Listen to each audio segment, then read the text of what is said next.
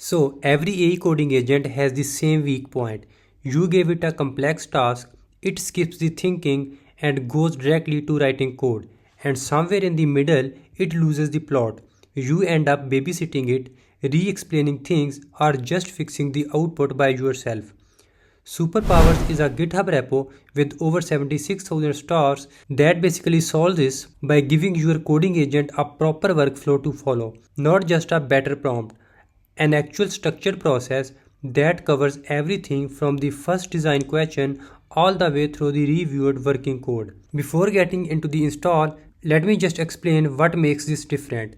Most AI coding tools, whether you are using a spec driven workflow or just raw prompting, they all kind of rely on you writing a detailed brief and then hoping the model follows it. And a lot of time it does, but the model will definitely going to skip some steps, forget context halfway through, or just start writing code before it even understands what you are trying to build.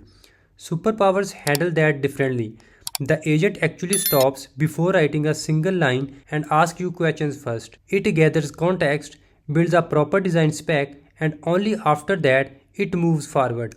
And once it does move forward, it uses something called sub-agent driven development, where separate sub-agents get assigned to individual tasks. Each one gets reviewed after it completes its work before the next step kicks off. That structure is what keeps the output from going sideways. The repo is MIT licensed, so it's completely free to use. There are many contributors on it and it's been getting a lot of traction in developer communities. The reason people keep coming back to it is because the model stays on track for noticeably longer than normal. 2 hours of uninterrupted autonomous work without going off plan is something the repo actually mentions. Alright, so let's get into the setup. Superpower work with a few different AI coding agents and the install process is slightly different for each one. We are using OpenCode for this video, and to install it in OpenCode, you just tell the agent to fetch and follow the install instructions from this raw GitHub URL. Once you run that, it pulls everything it needs and sets the skills locally. Nothing manual after that. If you are on Cloud Code, the process is a bit more polished because Cloud Code has a built-in plugin system. You first register the Superwork marketplace using the /plugin command, and then you run a second command to install the plugin from that marketplace, which takes about 30 seconds. For Cursor, it's also very similar to Cloud Code. And for Codex, it's basically the same approach as OpenCode. You just point it at the Codex specific install file from the repo and let it handle the rest. The repo has a folder structure support for other CLI based agents. So even if you are not on these agents, there is a decent chance it will work with whatever you are using. The core skills are just markdown files at the end of the day. As long as your agent can read context from files, it should work with that agent. Alright, so once installed, you can verify everything is working by checking your available commands. You should see things like brainstorm, write plan and execute plan shows up. If those are there, you are good. Now what I want to do is build a landing page for a fictional AI company. So I open a OpenCode and give it a prompt. I'm not writing a massive paragraph of requirements here. I just tell it I want to build a visually clean modern landing page for a AI startup with a hero section, a feature section and a call to action. I also mention I want a single HTML file with some good use of gradient and smooth animations. That's basically it. And here is where Superpowers actually kicks in. Instead of just starting to build, the agent came back and asked me few clarifying questions. It wants to know whether this is a standalone file or a part of a larger project. It wants to know if there is a specific color direction or brand feel I have in mind. Simple stuff, but it matters because it feeds directly into the specs it's about to write. I answer the questions, tell it this is a standalone, dark theme with purple and blue tone, clean and minimal. Based on that, it puts together two design approaches and lay them out. One is more minimal layout and subtle scroll animations. The other one leans more into another style with gradient card and some CSS motion effect. It also tells me what the trade-offs are for each. I pick the second approach and I just confirm it. At this point, Superpowers move into the planning phase. It writes out a full implementation plan broken down into small tasks, and I mean actually small. Each task is scoped to about 2 to 5 minutes of work. Every one of them have specific file path and exact instruction for what needs to happen. The plan gets saved as a markdown file in the project directory so you can read through it and make changes before it runs. So once I approve the plan, it starts executing. And this is where the sub-agent workflow comes in. Each task in the plan gets handed to a fresh sub-agent. That agent completes its task and then there is a two-stage review. First, it checks whether the output matches what the spec asked for. Then, it checks the code quality.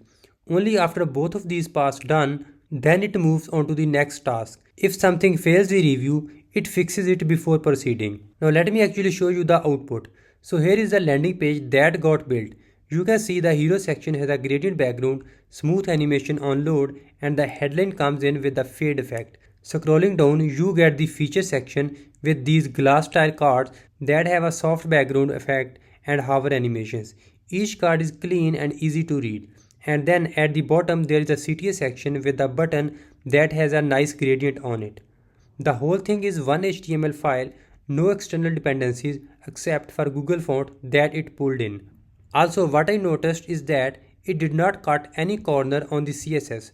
The animations are smooth and the layout holds up on both wide and narrow screens. Normally, when I ask a model to build something like this, it gets the basic structure right, but the polish is missing. The hover effects are janky, or the mobile layout breaks, or it just skips animations entirely and adds a comment saying it will add it later. None of that happened here. So the main point is that it got built correctly from structure to detail in one pass, and I did not have to keep jumping in to fix things midway. Alright, so also look at this dashboard I built separately using the same workflow. You can see it got a sidebar navigation, a main content area with stat card at the top, a line chart below that's showing some mock analytic data, and a recent activity feed on the right side. Everything is laid out cleanly, the chart is interactive, and again this was all built through the Superpower workflow running in OpenCode. I gave it a prompt, it asked the questions, wrote the plan and executed it.